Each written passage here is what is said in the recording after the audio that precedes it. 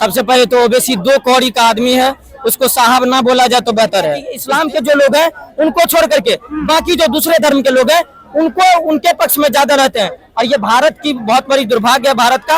और ओवैसी जो है ना, ये ऐसे चिकरते बोकरते रहते हैं। भाई बीजेपी तो इसका विरोध कर रही है, अभी कांग्रेस की तरफ से कुछ नहीं आया।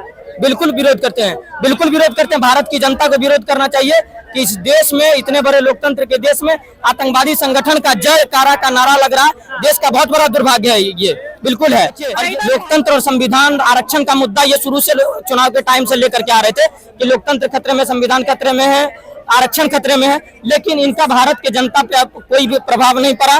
कुछ लोग बदले, कुछ लोग 2-4 पैसे के लालच में वोट दिए उनको, लेकिन भारत की जनता आज भी पूर्णतः मोदी जी के साथ है और एनडीए की मजबूत सरकार अगले 5 वर्ष तक चलेगी।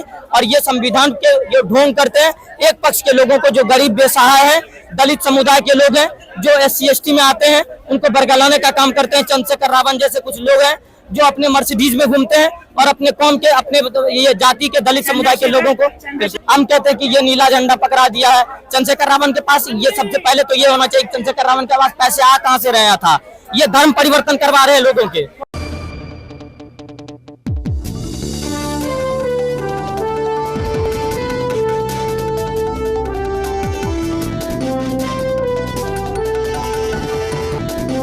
जय हिंद दोस्तों, बहुत बहुत स्वागत है आपका न्यूज़ में। मैं हूं आपके साथ सवेरा छावड़ा।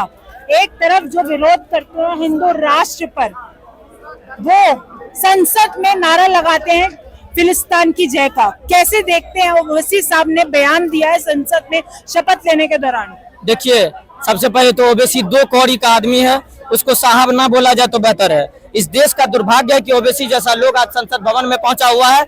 ओवैसी जैसा आदमी इस देश के संसद भवन में बैठ करके, लोकतंत्र के सबसे बड़े मंदिर में बैठ करके जय फिलिस्तीन जैसा लोगों का नारा लगा रहा है, जबकि सबको पता है कि फिलिस्तीन आतंकवादियों का गठन है।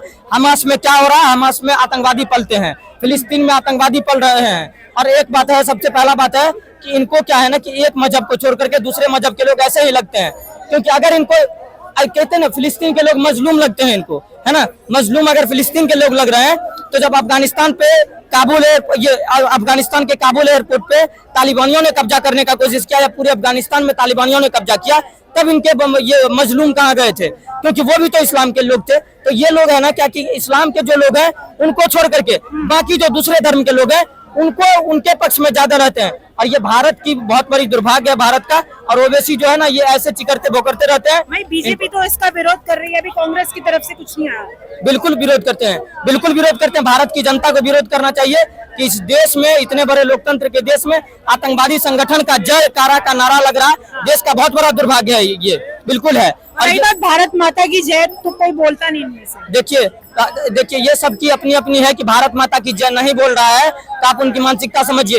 ये लोग फिलिस्तीन की जय बोलने वाले लोग हैं, ये भारत माता की जय, इन्हीं के रैली में पाकिस्तान का झंडा दिखता है, तो ये भारत माता की जय कैसे बोलेंगे बताइए? तो इनकी मानसिकता स्पष्ट समझिए। और ओवैसी को अगर फिलिस्तीन और हमास से ज्यादा हमदर्दी है तो इनको बोलिए कि टिकट कराए और जाए, वहां जा करके दिखाए। जिस देश के खुद के राष्ट्रपति उस देश में नहीं है, दूसरे देश में बैठे हुए हैं, वो देश के आदमी को देखिए, ऐसे लोगों को मैनिपुलेट किया जा रहा है। इस देश के एक धर्म के लोग, जो कम पढ़े लिखे लोग हैं, उनको मैनिपुलेट किया जाता है कि देखो तुम्हारे अतीक अहमद तुम्हारे रोल मॉडल थे, फिलिस्तीन के लोग तुम्हारे भाई हैं, वो हमदर्द हैं। भाई जब सीरिया में खुद के शरीर में बम लगा लगा के फोड़े जाते थे, तब उस देश में मजलूम कहाँ थे? नहीं थे मजलूम। उस देश में क्या हो रहा था? नहीं। ये लोग ऐसे लोग हैं, ये लोग आतंकवादियों को बढ़ावा देने वाले लोग हैं।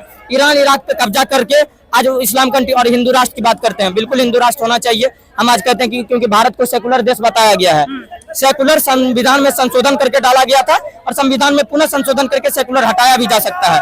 और अगर कुछ 2-4 ये 1200-1400 वर्ष पुराने मजहब को अगर दारुल इस्लाम के नाम से कहा जा सकता है, तो हम लोग इतने पुराने जो है, सनातन सबसे पुराना हम लोग हिंदू राष्ट्र कह सकते हैं। की बात को लेकर वहीं विपक्ष से सदन, अभी संसद पहला दिन ही था, तो विपक्ष फिर से लोकतंत्र खतरे में है, लोक संविधान खतरे में है, तमाम ये नारे लगाने शुरू हो गए। देखिए, लोकतंत्र और संविधान आरक्षण का मुद्दा ये शुरू से चुनाव के टाइम से लेकर के आ रहे थे कि लोकतंत्र खतरे में, संविधान खतरे में है, आरक्षण खतरे में है, लेकिन इनका भारत के जनता पे कोई भी प्रभाव नहीं पड़ा।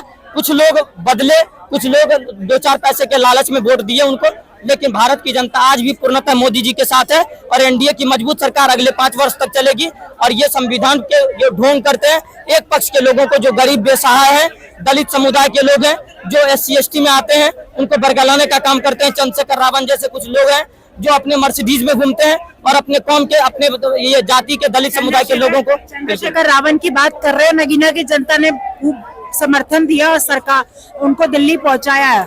वही तो नगीना की जनता का दुर्भाग्य है। ये हम कहते हैं कि ये नीला झंडा पकड़ा दिया है चंद्रशेखर रावण के पास। ये सबसे पहले तो ये होना चाहिए, चंद्रशेखर रावण के पास पैसे आ कहां से रहा था?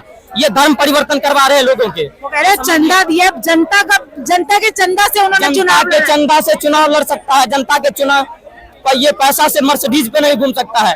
जनता के पैसा से ताज होटल में अय्याशी नहीं किया जा सकता।